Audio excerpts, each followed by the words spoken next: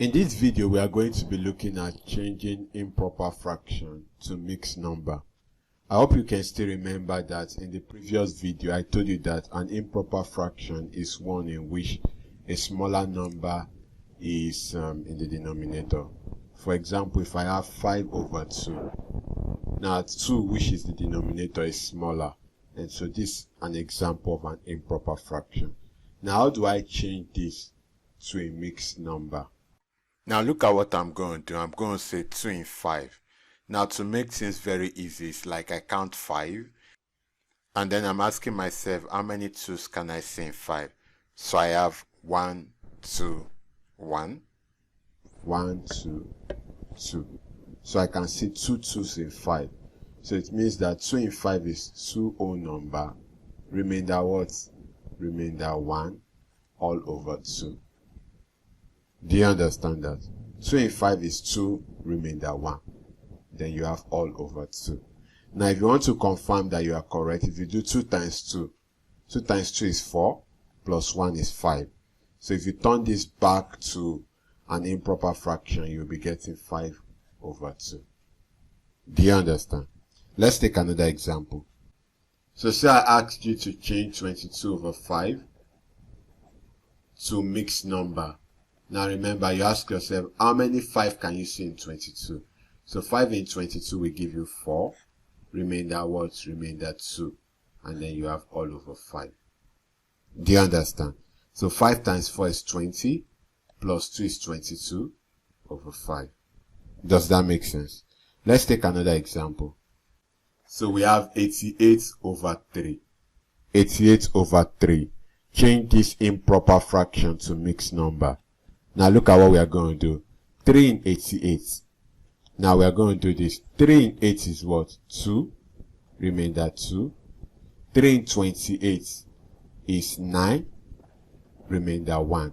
So if we want to turn this to mixed fraction, we'll be having 29 whole number 1 over 3.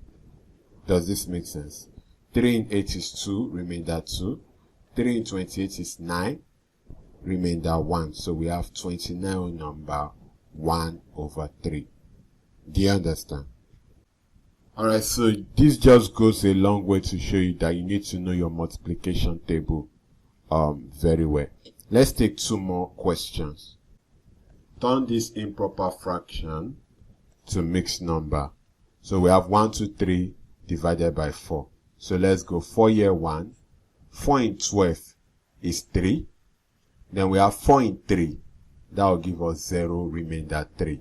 So it means if we want to turn this to mixed number, we'll be having 30 whole number 3 over 4. Do you understand?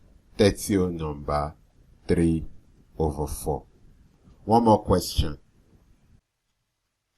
Alright, what if we have 139 over 90 and we are told to change this to a mixed number?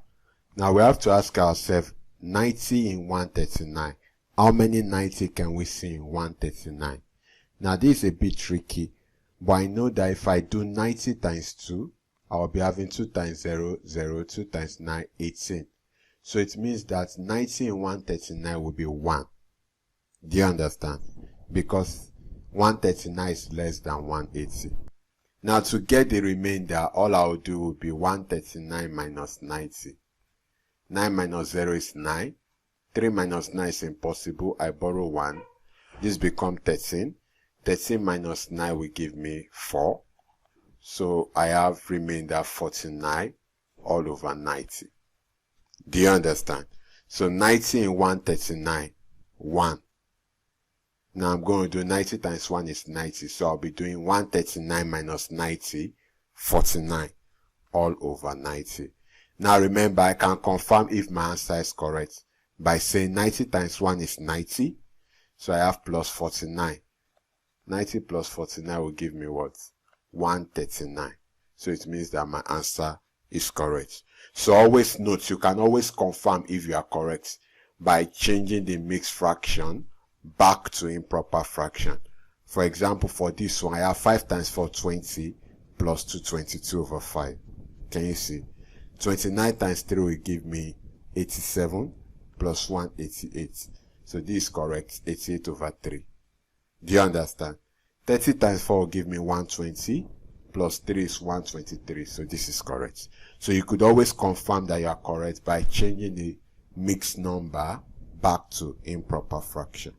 I hope you understand.